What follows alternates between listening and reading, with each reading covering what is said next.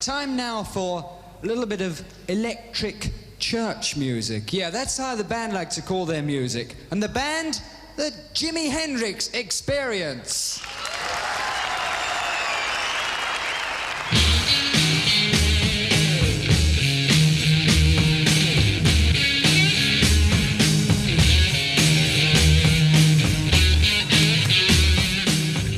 The Merriam-Webster Online Dictionary defines triumph as the joy of victory or success. By comparison, the word tragedy is said to describe something that is considered to be a disastrous event. The life of no one person in the history of popular music can best be described by the use of these two words more so than that of the individual who time and time again has been hailed as being the greatest guitarist of all time. That person is Jimi Hendrix. Jimi Hendrix's career as a headlining musician lasted only 4 short years, from 1966, when he was discovered by Chris Chandler, the former bass player for The Animals, until he died in 1970.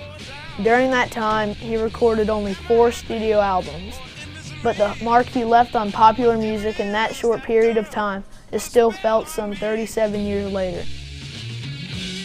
Jimi Hendrix was born Johnny Allen Hendrix in Seattle, Washington on November 27, 1942. Unhappy with the name his wife had given his young son, his father, Al, after returning home from military duty, renamed him James Marshall Hendrix at the age of 4. Jimi's early upbringing was plagued with various levels of tragedy. His family was considered to be somewhat impoverished. His parents divorced at the age of 9. His mother died prior to his 16th birthday. As he would eventually learn, his love for music would become his saving grace in life.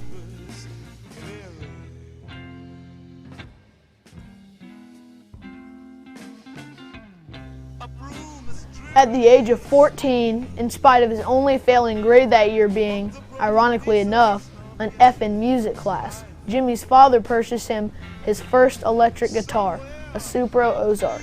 The problem, however, was that Jimi was left-handed and his father had bought a right-handed guitar. Jimi's solution? String the guitar backwards and play it upside down. While he did this out of necessity at this young age, it was a routine that he would continue for the rest of his life.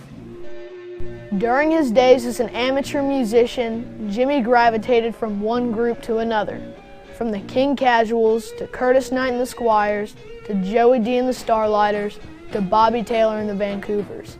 The Rocking Kings, the Velvetones, the list is almost endless. However, during those days, he managed to make a name for himself, so much so that those he would one day accompany had names that were much more recognizable. James Brown, Sam Cooke, the Isley Brothers, Ike and Tina Turner, and the wild and crazy Richard Wayne Penniman, also known as Little Richard. With his reputation as a guitarist preceding him, there was no doubt but that Jimi was well on the road to triumph.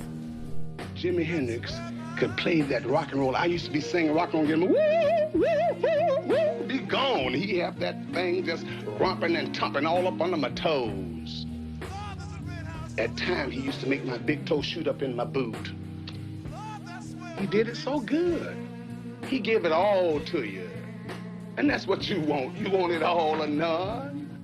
Following his discovery in 1966, Chris Chandler convinced Jimi to move to England under the premise that his style of music would be received more favorably by a European crowd than by those in the States.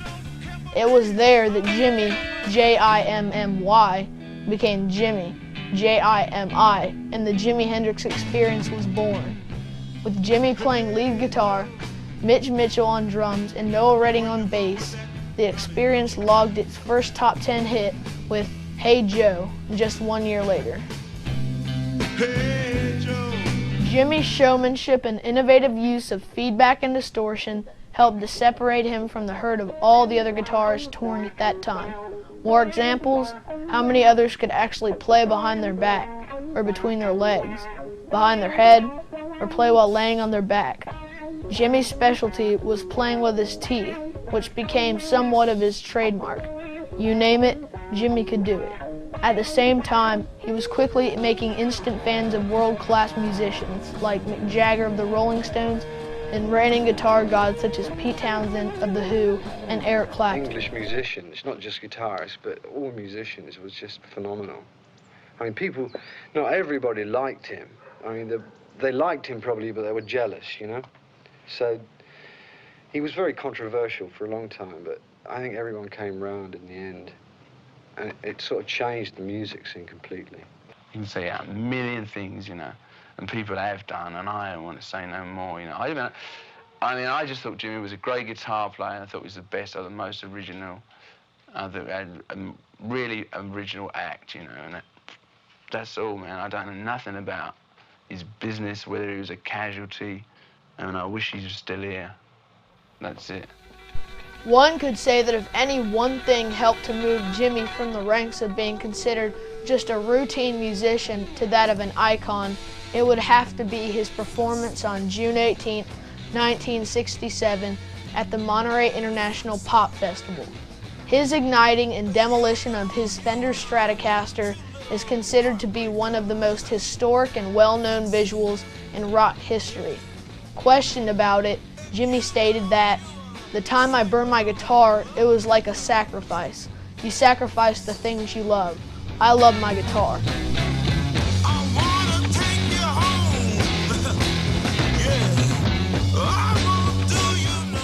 At this point, Jimmy's life could be described as nothing less than triumph with a capital T. Following Monterey, the Jimi Hendrix Experience became one of the most popular bands in rock music, and a major U.S. tour was to follow. Their release of Electric Ladyland in October of 1968 marked their first #1 album in the United States. While the Monterey Pop Festival can be considered to have turned Jimi Hendrix into a superstar, his appearance at the Woodstock Music and Art Fair in August of 1969 turned him into a legend. When it became apparent that production delays and bad weather would cause the weekend festival continue into Monday and would delay the intention of the promoters to have Jimmy close the show on Sunday night, they offered the Sunday evening time slot to him anyway, thinking that that would be a better time for him to display his talents. Nevertheless, true to his promise to them to close the show, Jimmy turned down their offer and instead waited until Monday morning to perform. While the throngs of festival goers had by that time dwindled to around 180,000, down from its peak of 500,000 earlier in the weekend, those who chose to stay were treated to a 2-hour show, the likes of which they were never to witness again. The highlight of Jimmy's performance was his wildly electric rendition of the Star-Spangled Banner.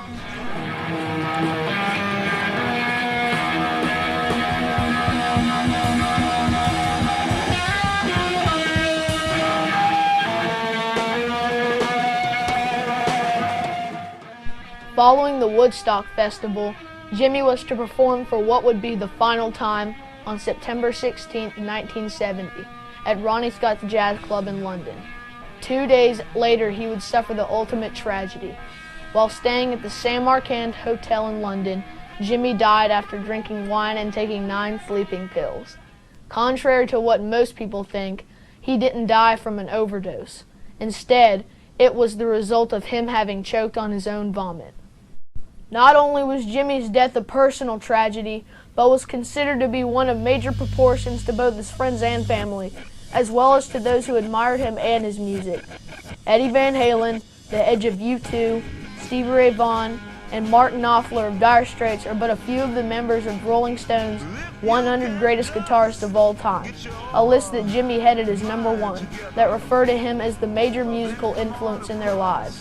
His fans have multiplied time and time again, from one generation to the next.